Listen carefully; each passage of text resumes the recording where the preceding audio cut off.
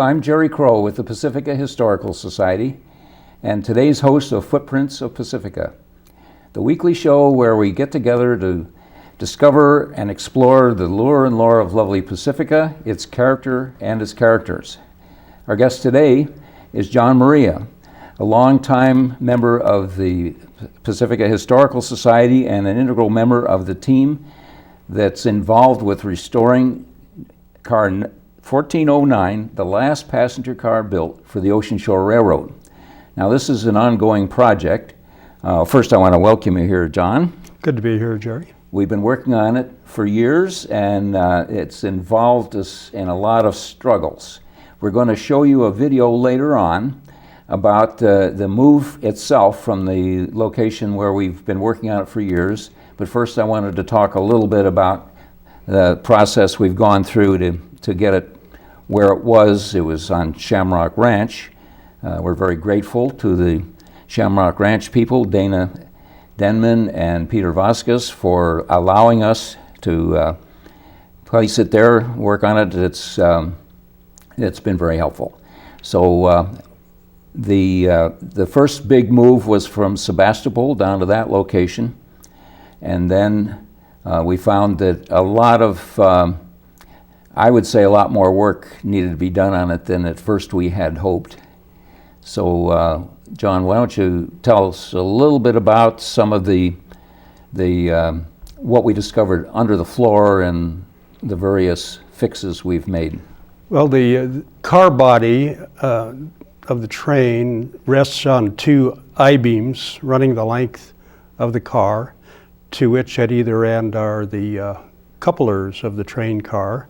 So on these two rather sizable I-beams, the car sits, and but either end or both ends were rusted to the extent that they had to be chopped off and new pieces of I-beam welded to the ends. And then when that was done, we were able to brace the inside of the car, what remained of the old wood, and proceed to take apart one side, and hoping to retain some of the car on the other side to be the model on which we would rebuild the side facing the sun.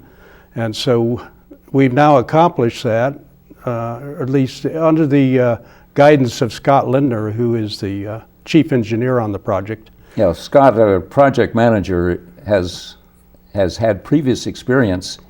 He was on the crew or the team that redid the Bechtel car that's outside their headquarters. Riley Bechtel was actually born in that car when it was on the rails as a field office. And incidentally, we found on the paint on our car, as we began to carefully peel off the top layers, that it too had belonged to Bechtel at one time. So more of the history. A local welder named Mike Grizzle, I think. Grizzle, that's him. Right. Yeah, he did great work on those I-beams. That was not an easy job to. Sure, not only the I-beams, but he's had to cut apart the tie rods underneath that kind of stiffen the car deck. And he's re-welded those I-beams, not the I-beams, but the tie rods underneath, so that it's able to tighten up the steel truss and make the car more level in the middle.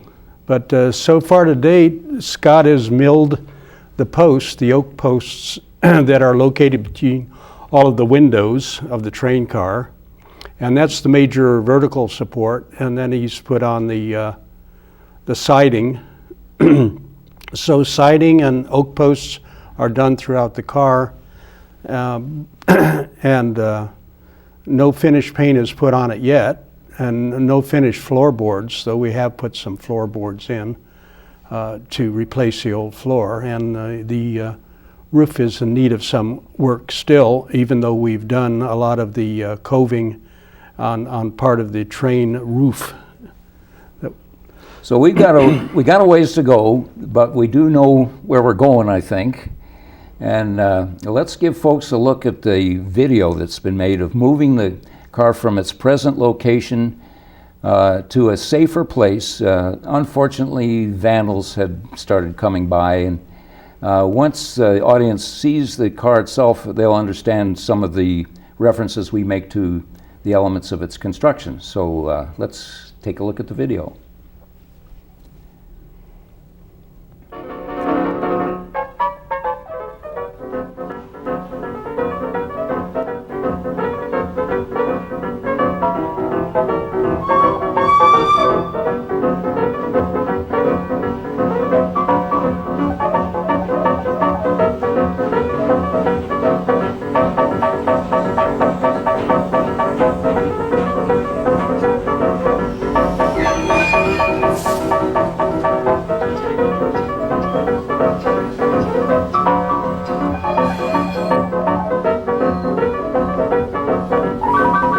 Now we can walk that, huh?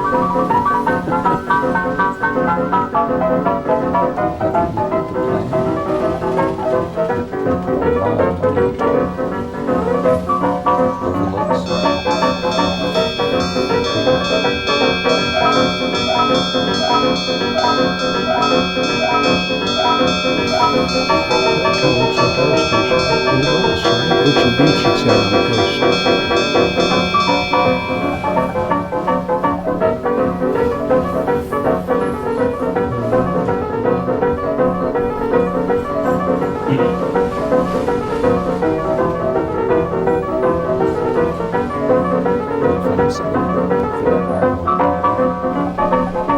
That's great.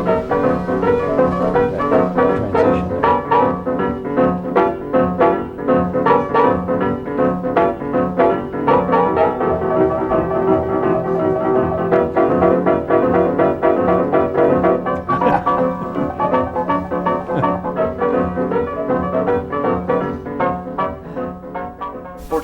Was found up in Sebastopol, and we found it in 2005, and it was sitting in a backyard up there for about 80 years, and it took about 3 months with volunteers to get it out of the area and truck it across the Golden Gate Bridge at sunset, and we brought it down here, and we've been working here about the last 8 years on it. Members of the Pacifica Historical Society have got together, and the first 3 years were rebuilding the bottom carriage. It was completely rotten, it was submerged in the dirt. So all of the framing had to be rebuilt and bolted up. And then about 3 years after that with the oak framing and siding. And we're at the point right now where we're going to relocate to Valleymar in Pacifica at a nice facility the City of Pacifica has given us. And this will enable us to continue the finish work there.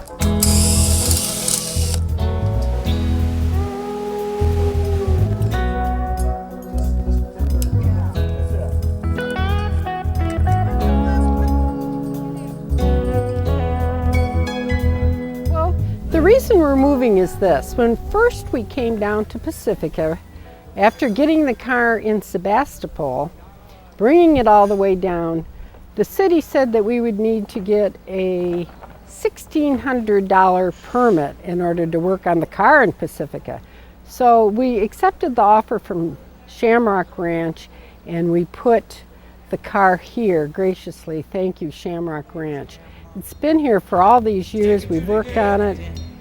It's been really a wonderful, wonderful experience in this beautiful surrounding, the greenery. It's just fabulous. But the homeless people too have discovered it, and some teenage boys have discovered it, and it has been kind of an attractive nuisance. So at the request of Shamrock Ranch, we're moving. Now our plan is that the train eventually will be next to the Little Brown Church, because that's where it should be. It could be like part of the whole museum complex.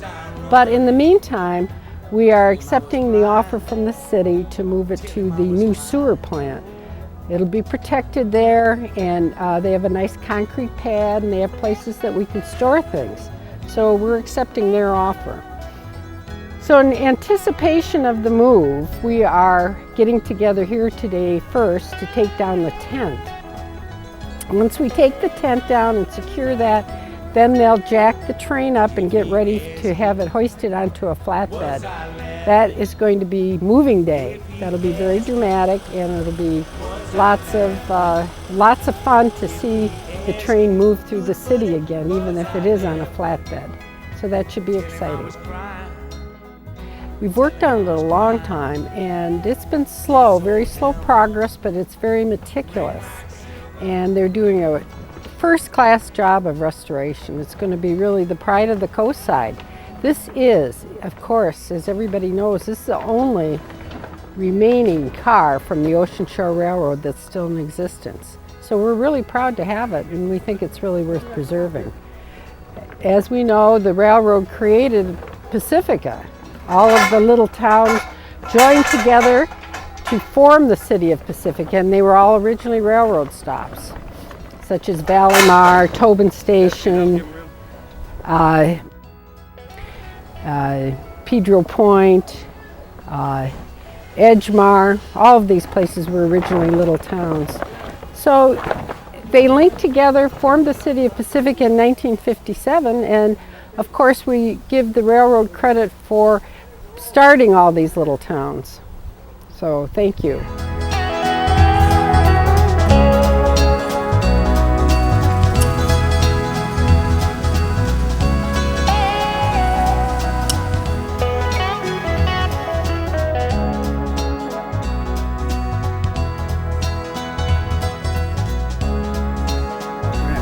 Well, the main challenge is we don't have any power here at this facility. So all the power's been by gas generator. So we've actually had tools in here running amazingly for the site, and we're able to do the work here. And with the new facility, it's going to be a lot better to do the interior finish work. So I mean, we have the elements here and we have vandalism. So it's at the point right now where we're in a more secure site. You know, I've always anticipated some kind of vandalism. We had two. One, about a 3-foot campfire was set inside the car, and the smoke got into the shelter. It's just kind of amazing it didn't burn down. And there's about an 18-inch hole I'm looking at right now. They burned in the floor. So it's a good thing it didn't burn down. Well, right now, you can see a little bit is still in the rough stages. We have the floor and carriage completely rebuilt with the structural members in place. All the framing, oak framing is in place, the siding, and we're starting to work up to the roof, and we have a lot of the rafters have been recut and converting the clerestory roof, so we're ready to button that up and do the interior trim now. We've had a lot of fundraisers, a lot of participation within the community of Pacifica. Also, Pacifica Historical Society, Bill and Kathleen Manning have been big supporters of that. We've had private donations from people and companies in Pacifica, and money's been coming in that way. I think we've probably raised about $40,000 at this point and gone through about $35,000 for the move and the materials and the labor so far. So yeah, we're at a good stage right now. This is a very unique car. It's the very last rolling stock left of the Ocean Shore Railroad at this point. So this is a real big piece of history for the Ocean Shore Railroad.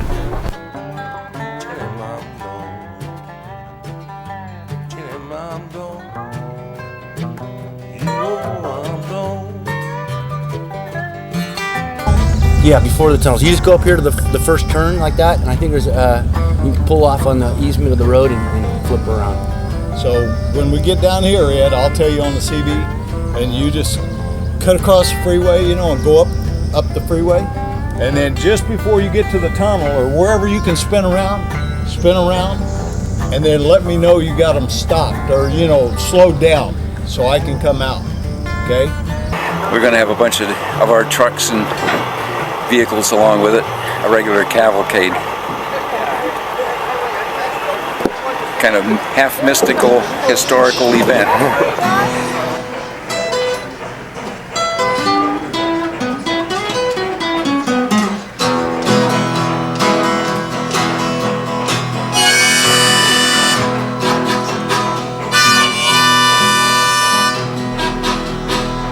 In 1905, before you could drive down the Yokos Road, a company was born and a railroad was born, going where none dared to go.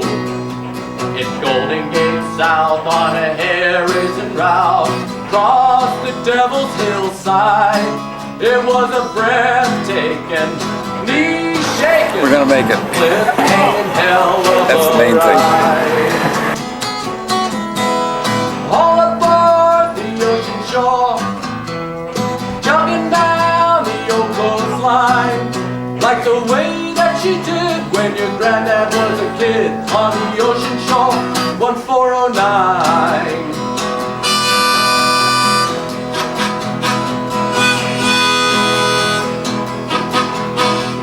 With fire and water, smoke and steam, 100 miles were traveled in a day. So the dreamers came to find paradise in the fields of Half Moon Bay. Tunitas Creek, thick with redwood trees, where the salmon ran wild. In Duarte's bar, fueled bootleg drink to the weary travelers on the mile. All aboard the ocean shore, chugging down the old coastline, like the way that you did when your granddad was a kid on the ocean shore, 1409.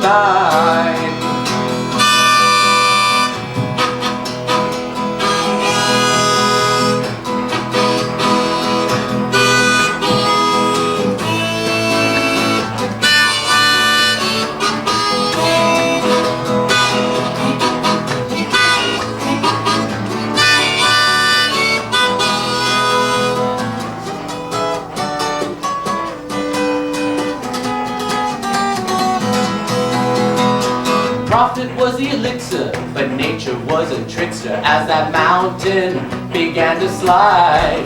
So the engineer blew the whistle as the wheels screeched in anger, finding no track to the other side.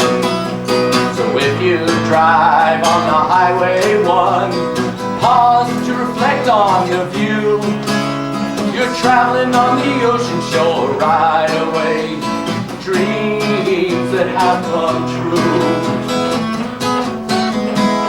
All aboard the ocean shore, chugging down the old coastline, like the way that she did when your granddad was a kid on the ocean shore, 1409.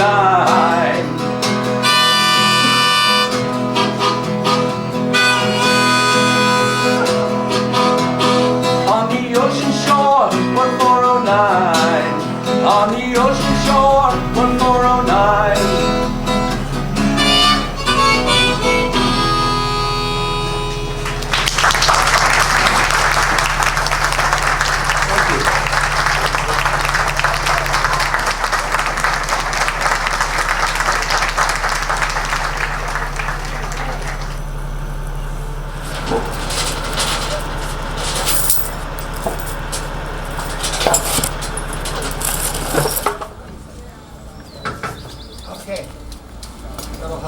I've probably moved probably 35 in the time I've been with Murray's, and old passenger cars, locomotives, and it all over the place. Virginia City, that's a great place. This is a pretty old train. It's probably one of the oldest I've moved. It was a lot of fun. It rode real good, and the crew is really great. It helped me tie it down and everything, but we got the job done. This is unique because it's all wood. It could have blown away down the road. But other than that, it rode real good. It was a good riding train for 1906. Woo! All right. Nice and smooth.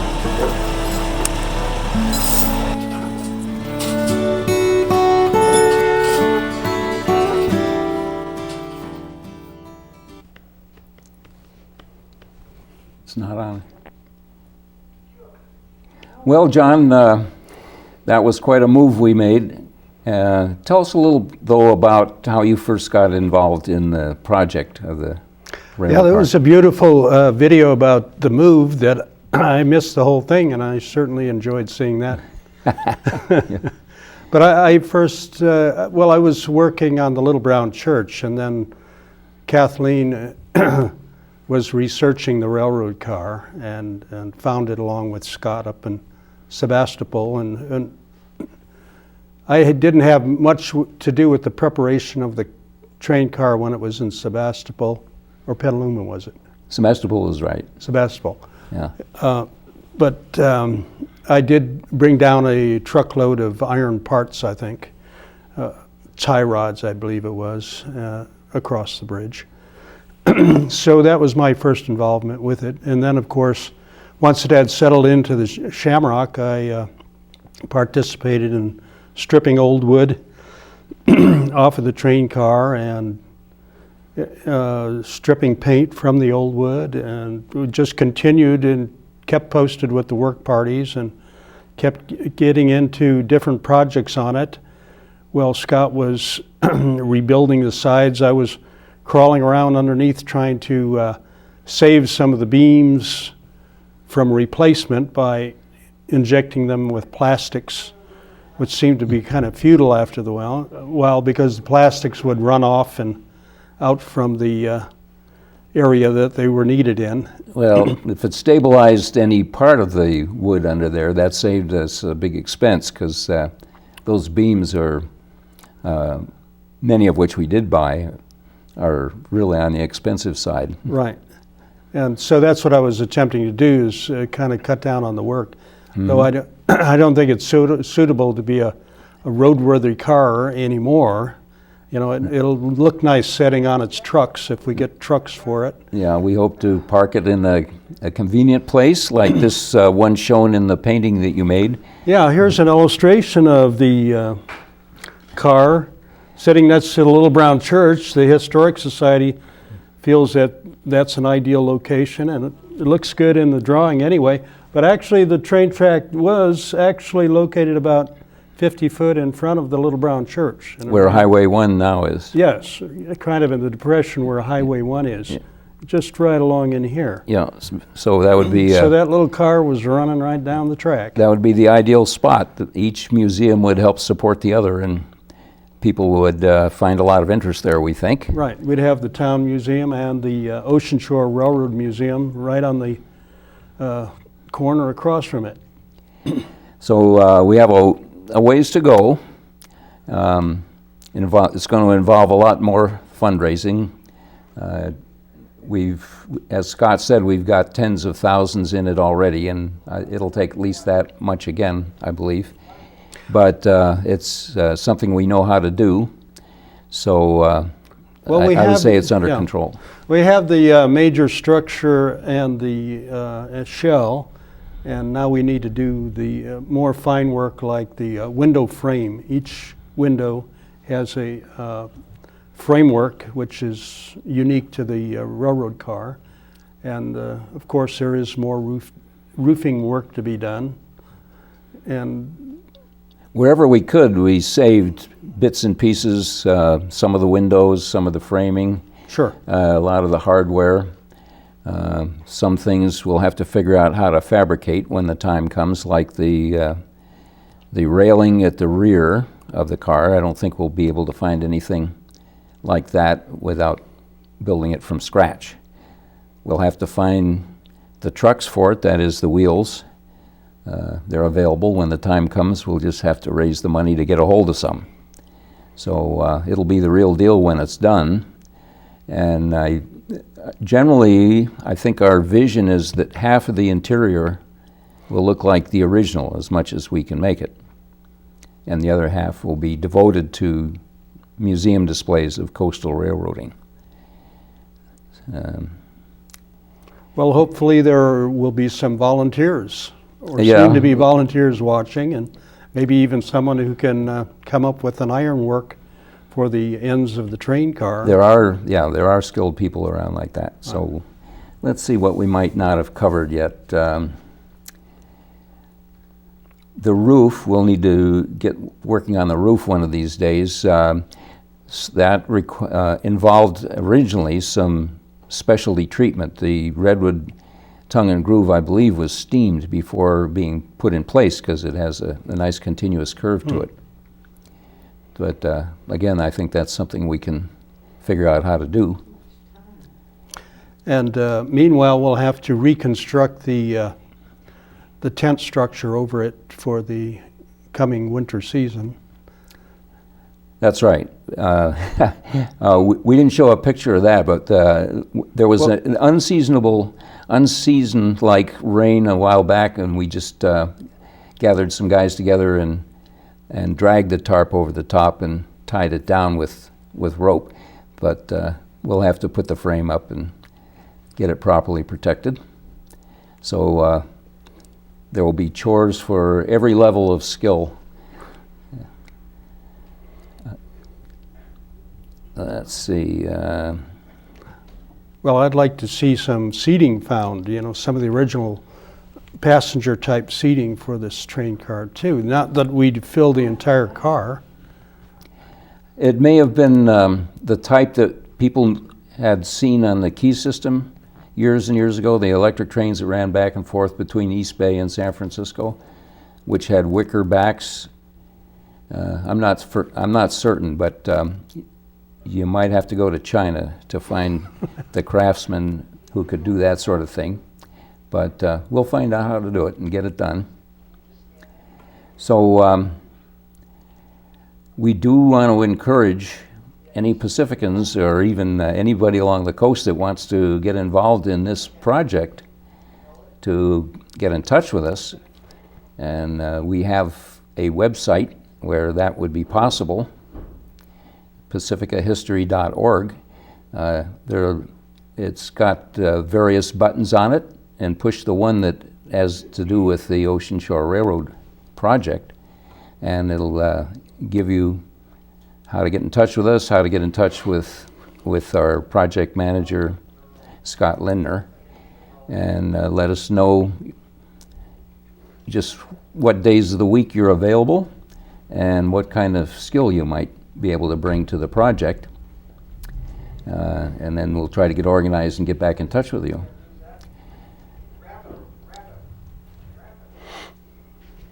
Well, that's about all we have time for today, John, so thanks very much for being our guest. I want to thank the Pacifica Historical Society for having the courage to undertake this particular project, and it'll be and for all of the other historical efforts that they do. If you want to get involved with the Pacifica Historical Society, our address is Post Office Box 752, Pacifica 94044. Our website, again, pacificahistory.org. You can call the telephone 650-359-5462. Thank you very much for watching our show. And remember the words of Longfellow, lives of great men all remind us, we can make our lives sublime, and departing leave behind us footprints in the sands of time. Thank you.